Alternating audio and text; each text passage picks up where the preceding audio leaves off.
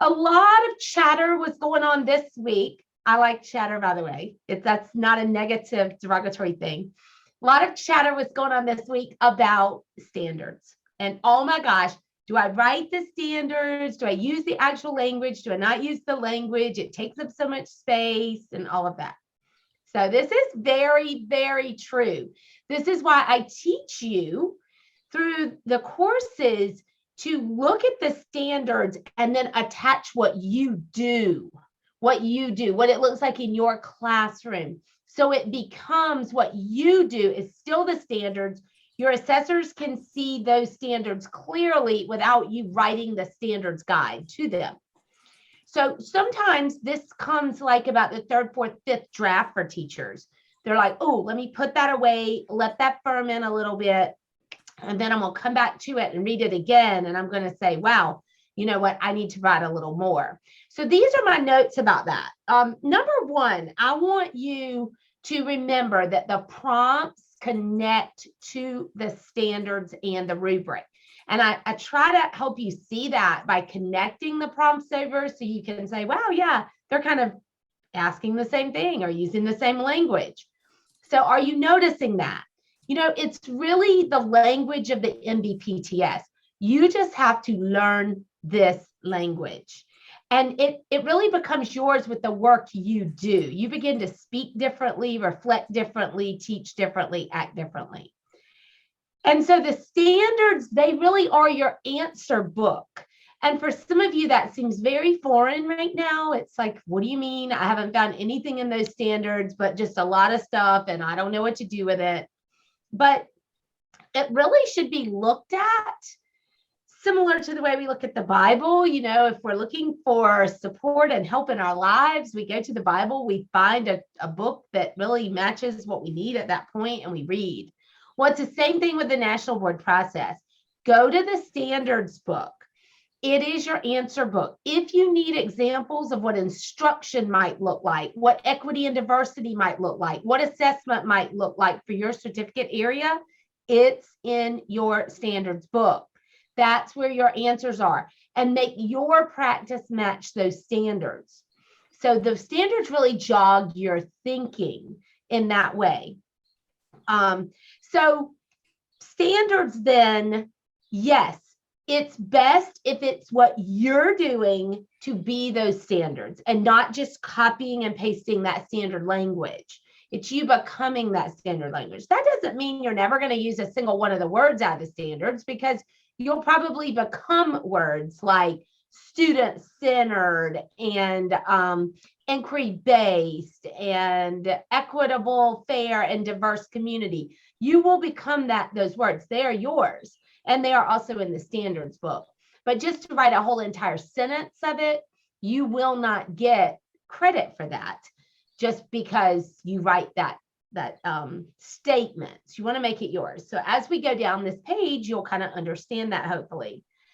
There's also been a lot of chatter around what does it mean, the sequence? Like a lot of teachers that are on retake got one of their feedback statements was that, you know, you really need to provide a clear learning sequence, that there was a clear learning sequence. So really what the clear learning sequence is the steps of the AAT lesson plan. That's the Architecture of Accomplished Teaching lesson plan that I have for you. And again, I told you it works in C2, C3, and C4.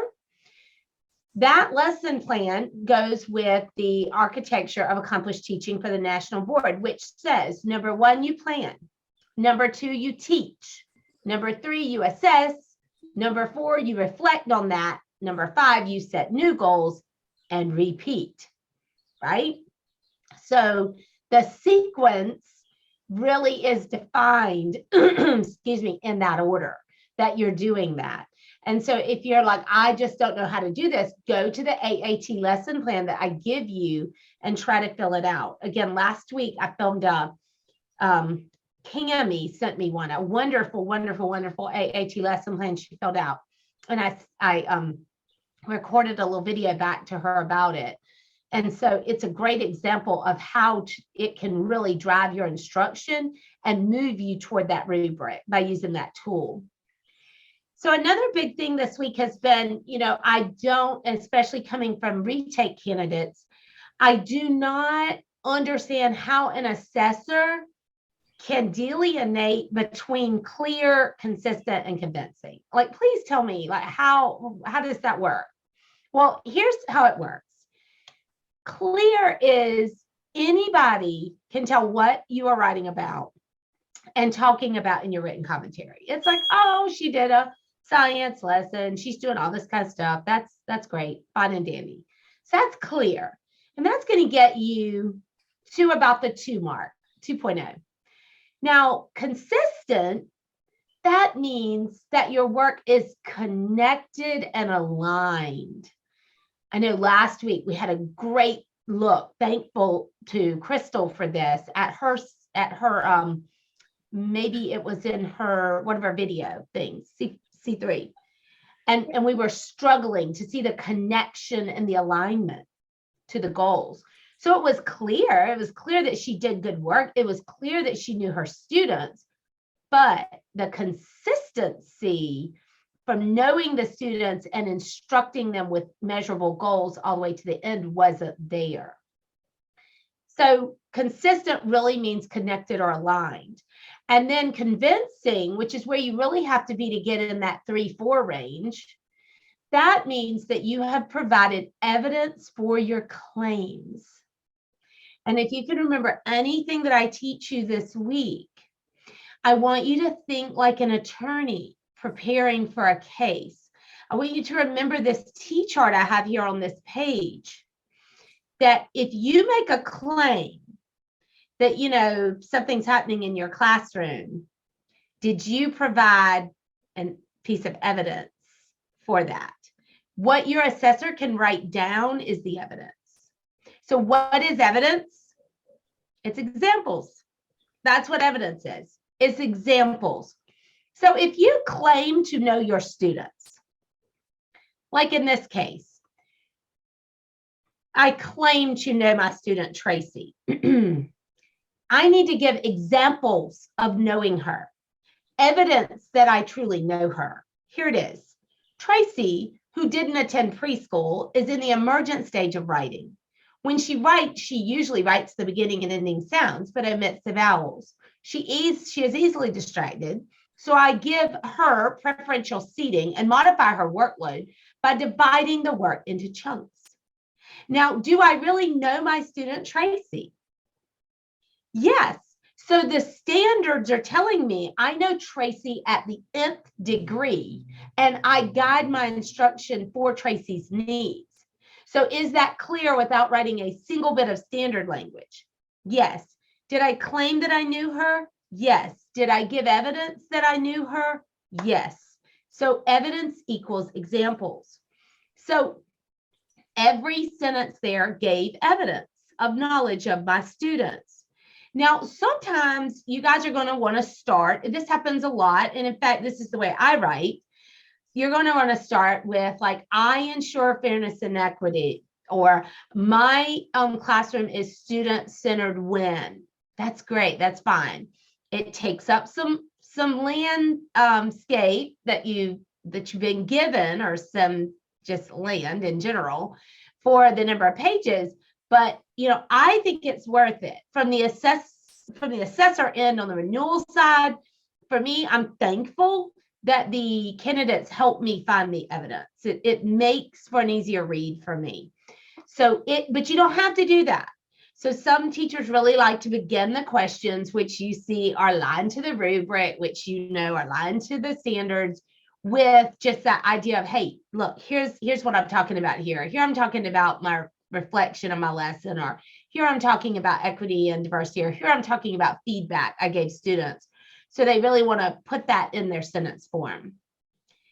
So then I could also say, I see this student near a peer that can easily support her in using her spelling dictionary. She often needs extra time to complete assignments, so her IEP accommodations also allow her to. So if I claim to differentiate my instruction for Tracey, my evidence is all of this. Do you all understand how that works? So I'm like an attorney here, and I'm also like a doctor. I'm diagnosing first and foremost the needs and the strengths. And then like an attorney, I'm going to plead to the assessor that, hey, look, I differentiate instruction for my students.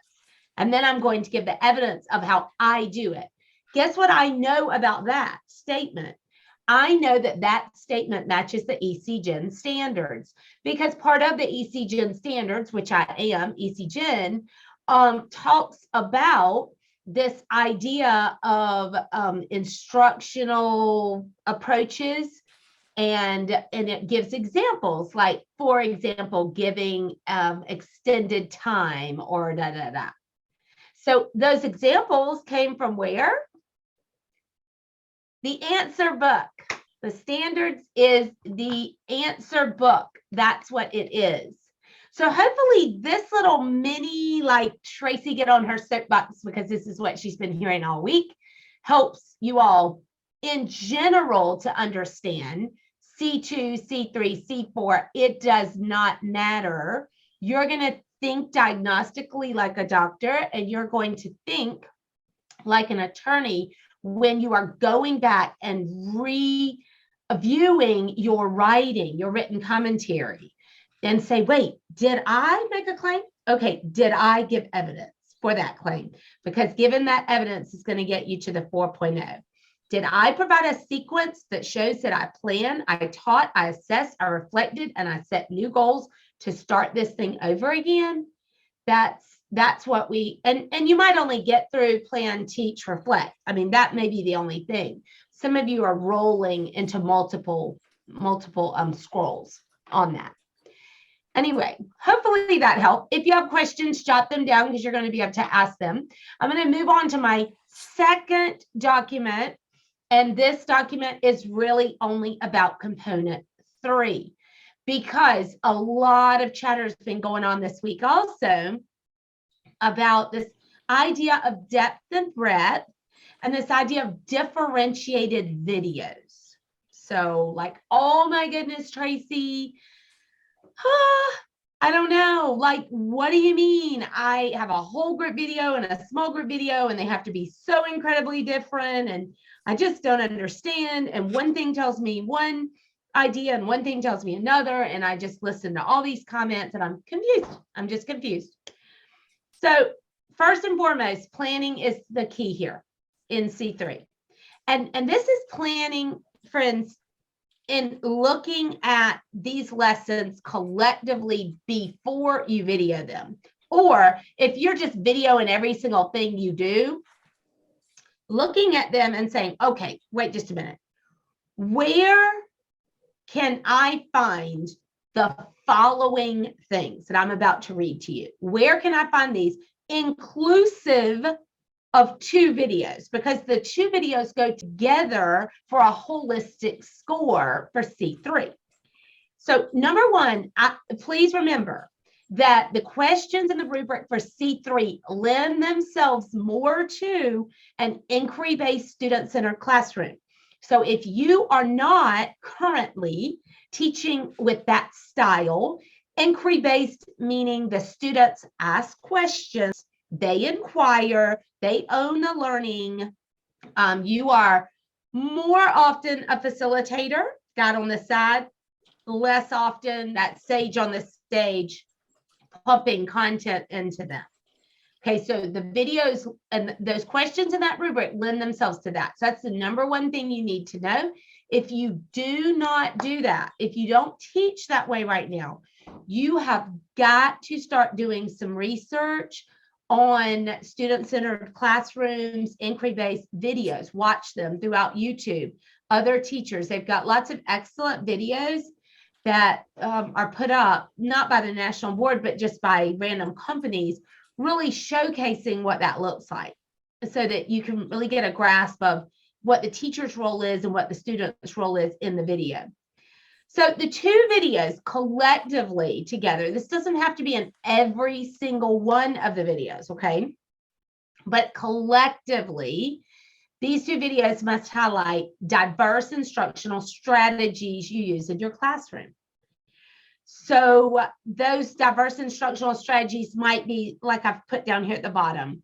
Writer's workshop, a performance task, an inquiry-based discovery learning lesson, a debate, a think, pair, share, a jigsaw, a literature circle, like a fishbowl or a Socratic seminar. I could go on and on and on.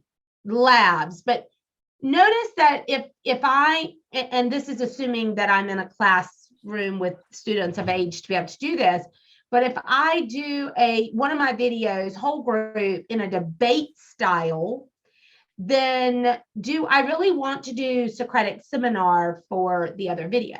Is that truly going to show diverse instructional strategies on my part? No, because they're just too closely tied to each other.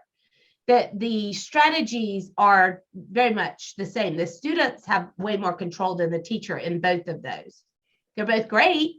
They're both great for one of your videos, but for the other video, you'll want to show more of you doing the actual instruction with content. That doesn't mean stage on the stage, you standing up in front of everybody just skilling and drilling, but it's just not that act of the students taking on that debate role or that role of conferring with each other in a Socratic seminar. Okay, so just you have to think, you have to put them side by side, and you have to say, wow, are these strategies too similar? It's very easy to think about with a science teacher, that a science teacher might deal with something like a Socratic seminar, debate, something like that, and then deal with a lab. Do you see how totally separate those two are? And they'll really show diverse instructional strategies. That you need to be diverse in that work. Your classroom environment, you must show a positive classroom culture that is student-centered. So it's very clear when the students don't own their classroom. It's really clear. So you want to make sure it's that it feels good. You have standards that tell you what that classroom learning environment should look like. Read your standard on the learning environment. Whatever it says is what your assessors are looking for. They're looking for your learning environment to look like what is in that standard that they gave you. All right, student discourse. So this is that student to student interaction. Now, some of you are ENS, that means exceptional needs, or you teach little ones like me in kindergarten. Student discourse in that ENS room or that kindergarten room are going to be very, very different than student discourse in that high school English or science or social studies classroom. So I can't generalize it here, but I can say for those of you with littles or ENS, this discourse may include stems where you teach your kids to finish a stem, such as saying to a student, oh, I like your idea. My idea is, and then that student can say back, I really like your idea because. So you're really promoting student discourse, and also you might have to promote it through images. So the students give ideas. Remember, it is all about the students appreciating the diverse opinions of others. We are looking to make sure they are appreciating the diverse opinions of others. We are looking to make sure they are actively listening and speaking toward the instructional goals of the lesson. That's what we're looking for. So student discourse is really, really important. Student discourse does not look like hands being raised. Not at all. Student discourse is natural. It's a natural conversation. And so for me, with my littles that I teach, I start to teach them to have discourse by simply teaching them knee to knee, eye to eye. Like, okay, boys and girls, yes, you're 5, but I want you to put your knees together. Well, now this was pre-COVID. Put your knees together and look at the eyes of your partner. I mean, that's the first step, right, to good conversation. And then I would turn on babies on YouTube. that were talking. They were talking to each other, and I'd turn the sound totally off, and I would have them watch that and say, what do you see? What are the babies doing? Oh, they're talking to each other. Oh, good, they're talking to each other. So that means we can talk to each other. So then I make them watch it again with the volume on, and the babies are blah, blah, blah, blah, blah, blah, blah, blah, blah, blah. But what they notice is the babies even wait on each other to finish. So one baby says, blah, blah, blah, blah, blah, blah, and the other baby says, blah, blah, blah, blah, blah, blah, and the other baby, blah, blah, blah, blah, blah, blah. So that's how I teach them to actively listen and wait your turn in a conversation. You can do that with 5-year-olds. Student discourse, if they don't already have it, you have to teach it. It is just something that many of them don't come with. Like today, many of them don't come with soft skills into our workplace. Show how you make on-the-fly decisions to help your students grow in their understanding of content and toward the instructional goals. So these on-the-fly moments are great. This is why I like you all to really think before you get involved in that lesson and turn that camera on. What are the misconceptions these kids are going to have? What are the things that they're going to stumble over? You want to hope and pray all night long before this video happens that they stumble and that they have this misconception, because what you want to do is swoop in and be like, oh, and you teach. It's like an aha teachable moment. I mean, I really think you get bonus brownie points for that. So it's be ready for, you want them to really stub their toe in places in your lesson, because that gives you the moment to be the hero. And we want to see you swooping in with the content to teach them deeper, but also always making sure you're going toward the goals. We want to see you monitoring progress and giving responsive feedback. So how do we monitor progress? Questioning. What kind of questioning is good? Using how, why, and in what ways questions. If you're using what and where, you're mostly low level. So how, why, and in what ways? Those are like high level monitoring questions. And then from those questions, you can steer what you're teaching to what their needs are. And you can give them feedback to help them dive deeper from whatever you get from those responses. And you too can be actively listening to them if they're student to student engaging. So moments, again, going back to what is evidence? Evidence is examples. So moments that provide evidence of your students meeting the goals of the lesson and you teaching through that sequence that builds a clear understanding. So remember, I started this by saying planning is key. You want to plan for the misconceptions. You want to plan for the examples. You want to say in your mind right now, all right, I'm going to say that my kids can do this and this and this and this, which are the goals. And I'm going to teach 1, 2, 3, 4, 5. This is the way my lesson's going to go. Now tie in the examples. You are going to want to write these examples down. So you want those examples to occur in the videos. So you can plan for that to happen. This isn't you're practicing it and they're going to do it a second time. That's not what I'm saying here. I'm just simply saying that if you really wanted your students to be able to understand the plight of the Cherokee Indians, let's say, from their homelands being taken from them and the Trail of Tears, if you wanted them to understand that in the end and be able to articulate the reasons that the Cherokee's land was taken from them.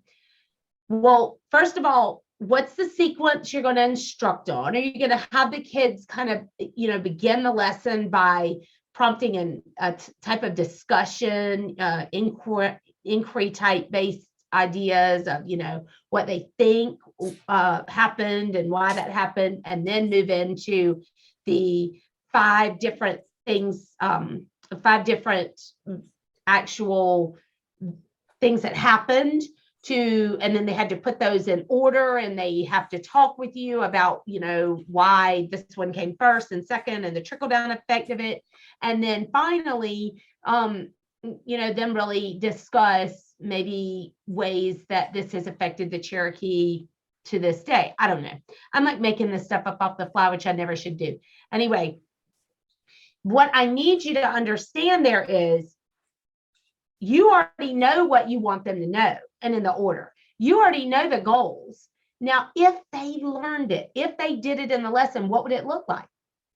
What would it look like? Would it look like kids being able to answer certain questions?